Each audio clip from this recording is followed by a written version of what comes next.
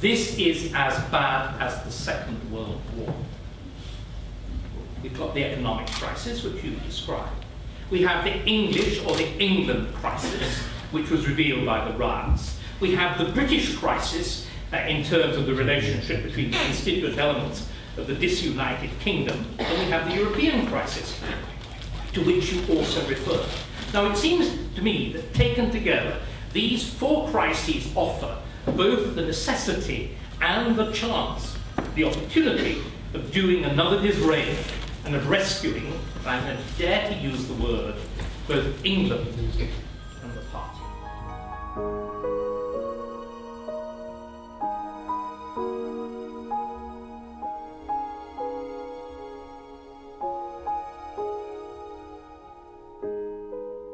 I believe passionately that history is not a passive thing. As Churchill, that great historian and the greatest prime minister of the 20th century, was, for Churchill, history was fecund. History created. History enabled you to understand better and to see more clearly. And our present situation is one which has happened before, almost literally, in detail. And the solution is there too with the founder of modern Toryism.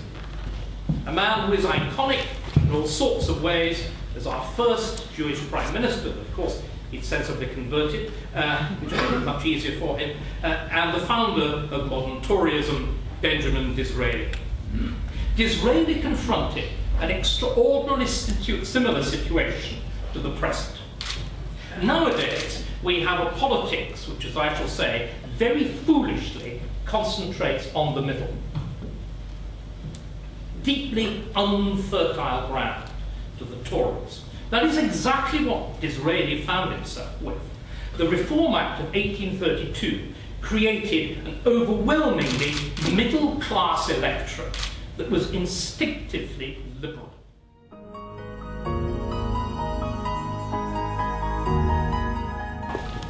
Now, Disraeli Solution is one that is, we know what it is. It's called One Nation Toryism. Now, One Nation Toryism is a term that is bandied around a very great deal at the moment. But what it is not is at least as important as what it is. One Nation Toryism is not an appeal to the middle ground. That is exactly what it is not, because that middle ground, then as now, is occupied by the anti-Tory liberal middle class. What One Nation Toryism is a reaction, because again, Churchill, he did write one novel, but he mainly wrote history. Disraeli, of course, was a great novelist, and he used the political novel as a way of envisaging society. And in his novel Sybil, he wrote about the two worlds of the rich and the poor, the two nations of the rich and the poor. And for Disraeli, the two extremes, the really rather well off and the very badly off, had much more in common than the prosperous, grab-grind, awful, self-righteous buggers in the middle. And it still seems to me to be absolutely the right analysis. In other words, this is what One Nation Toryism means. It essentially means the elite appealing to the bottom. And I still think that is absolutely possible. And there was a most brilliant obituary. Of course, the 19th century, we are mere parasites upon it. The 19th century Britain was so brilliant linguistically as well as creatively. Manchester at the moment is simply a Potemkin village, a shopping mall. It has absolutely no economic function behind it at all. But these buildings were once real. And that age, one of the great obituaries put it like this: Disraeli, like a sculptor, looking at a block of marble and seeing a winged angel within it, looked at the working class and saw solid Tory voters. And ladies and gentlemen, Disraeli, like that sculptor, was right. He began the enfranchisement of the working class in 1867. In and it's more or less completed for men in 1884. And from that point onwards, the Tories become and remain for the next 110 years the natural party government.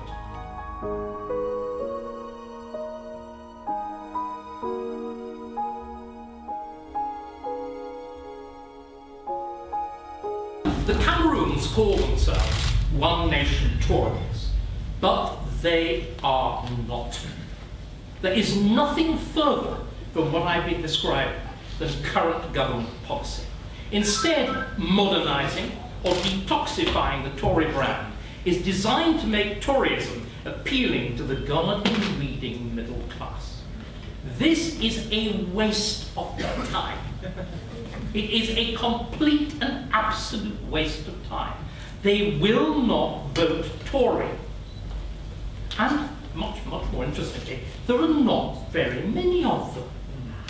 We had this wonderful moment at which their numbers were tested precisely. It was called the AV referendum. And it was about 20%. I think there were 2 constituencies where there was actually a majority for AV, and I live in one of them in London. It was Islington, and the other was Camden. These are places that don't matter. They really don't matter. There is another utter and complete misconception, which is imitating Tony Blair. The whole point, I'm not talking about whether he's a liar, which he is, but exposing who he was, and whether his policies which were disastrous, which they were. I'm talking about, because in politics you have to do all sorts of horrible things if you want power. It's simply that it won't work. The whole point about Blair was that he was not a Tory in terms of party label. You can capture the soft right from the left, as he did, but you cannot capture the soft left from the right, as Cameron is trying to do, because they are too instinctively hostile. And until that very simple strategic point is understood, we are going to have disaster. And finally, and above all, the Cameroons refuse to invoke nationalism. Hence the present crisis.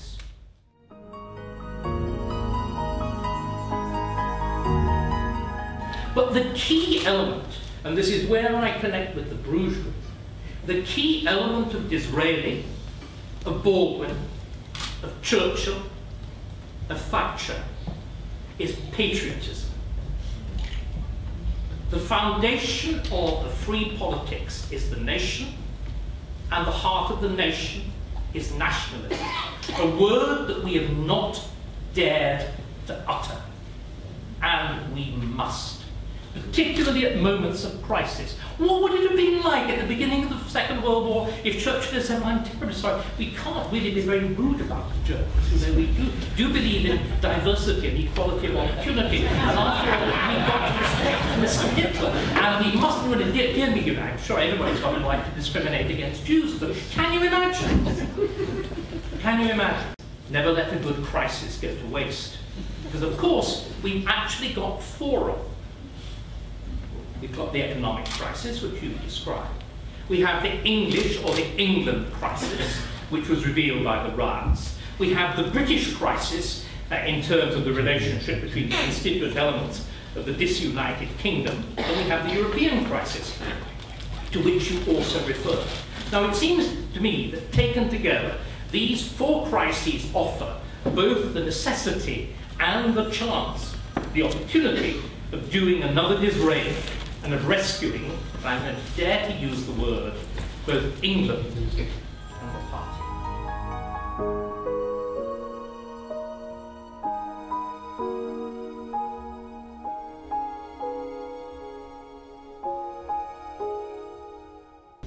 Now, the economic crisis.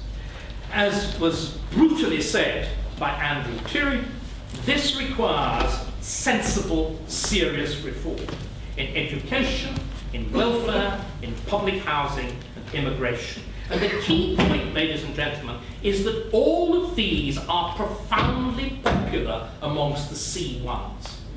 A sensible policy on public housing, who gets it? I.e. those who are serious citizens, and work and are responsible. A proper policy on welfare, that the shirkers don't get it and the hard workers who've temporarily fallen on tough times do. On immigration, the need to limit it, but without prejudicing those who are here already. None of this is anything to do with racism. None of this is anything to do with denigrating existing communities, and we must understand this. And finally, education policies which are colour-blind, class-blind, and blind to everything apart from talent. These are popular. And it is absurd that we back the opposite. What is completely preposterous is to back greed, to make fuel more expensive, to make gas more expensive, to cover the countryside in wind farms that are purchased from China and will do absolutely nothing whatever to solve the power crisis. This is demented. This is the morality of a Chris Spoon. We all know what that is. It also assumes that a typical Tory voter is Zach Gelson. We also know how reasonable a view that is of the Tories and our Tory voters and the British and the English. Because I think also, beyond that economic crisis, there's another central issue, which is the England crisis, the riots.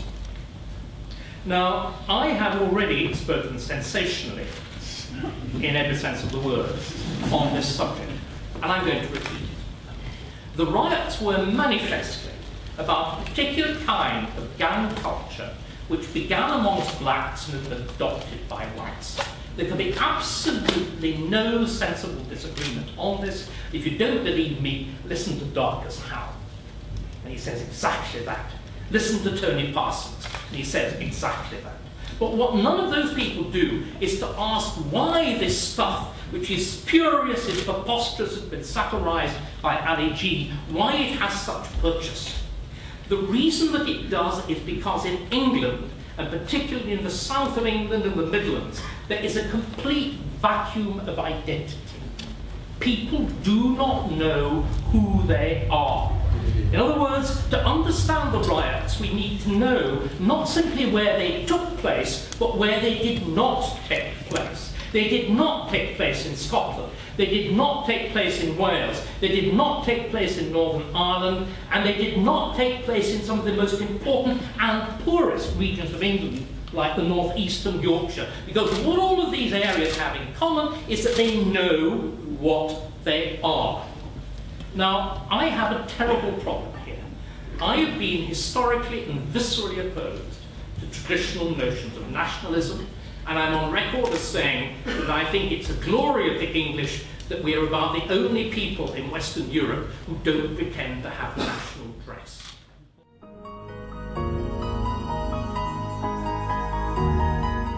But there is now a real problem. Without a sense of nationalism, you cannot have a sense of common identity. You cannot have a sense of common purpose. And of course, in a crisis, what you need is a sense of common purpose. Why do the rich in England behave as monstrously as they do? Because they have no sense of common purpose. Because the City of London has become a city-state, complete with a fool, jester, despot in Boris Johnson, you know, completely remote from anything else that is happening in Britain, and with absolutely no sense of responsibility towards it. And why are we in this position? Above all, because post-Powell, English nationalism was identified with racism.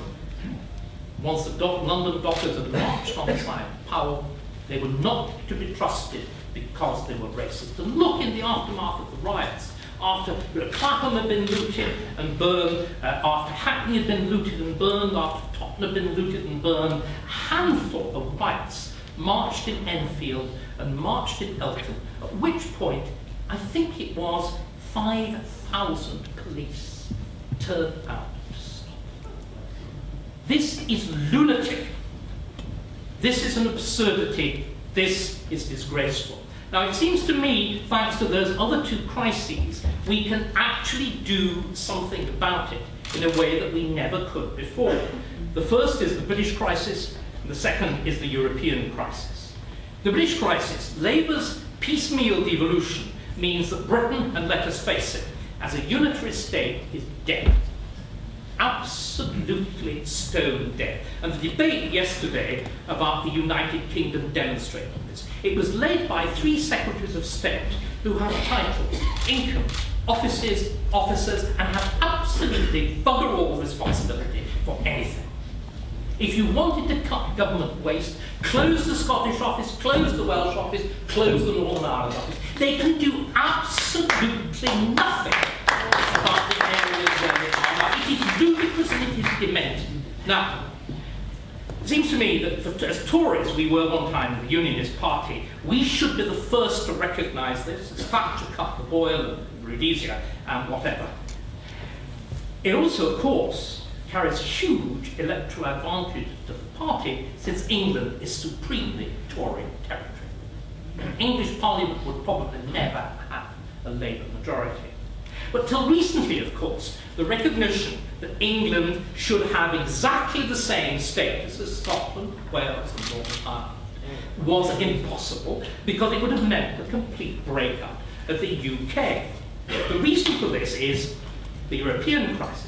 Because until a few years ago, the EU would have offered a welcoming and apparently pain-free home to an independent Scotland and perhaps an independent Wales, and perhaps even, because it loves stateless, as they're dependent creatures whose mouths open and shut, rather like goldfish to the crumbs that are thrown into them, Northern Ireland as well. But ladies and gentlemen, the European crisis, or rather the Euro crisis, has put paid to that.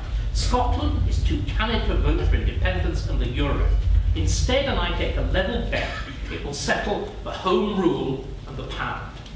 This opens the way to a British confederation, perhaps even reincorporating the Irish Republic, an English Westminster Parliament, and a revived English nationalism, which will build on our historic success, what I referred to with Disraeli, with Churchill, with Baldwin, with Thatcher, in incorporating previously excluded groups, whether the white working class or immigrant communities, into the historic, generous, open, involving, decent English polity. All these things we should be boasting about. All of these things, we are not responsible for them. We are the fortunate inheritors.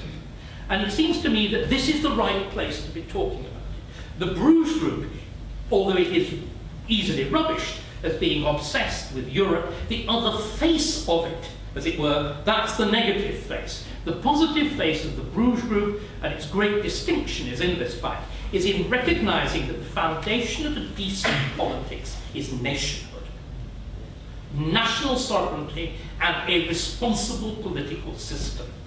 And everything else is anti-democratic. I hate to say this word, the 2 Ds. Diversity is anti-democratic. The only way you can run highly diverse groups, in other words, multicultural communities or multinational units, is by empire. It's by top-down government, which is why the bloody French are so keen on it. The thing is a Napoleonic imposition. And ladies and gentlemen, you need either bureaucratic rule or imperial rule, or preferably a combination of the 2.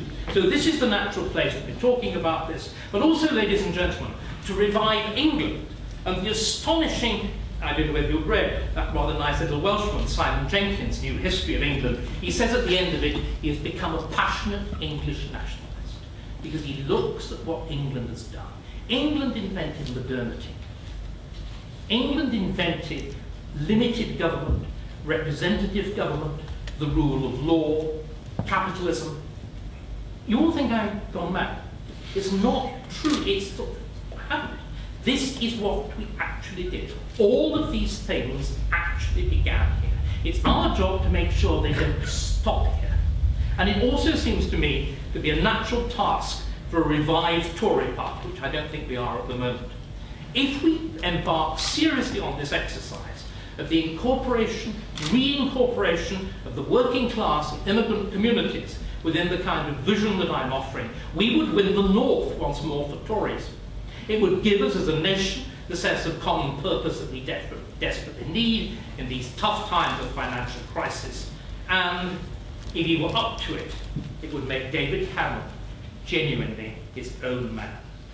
Is he big enough? and that, I fear, is a rhetorical question.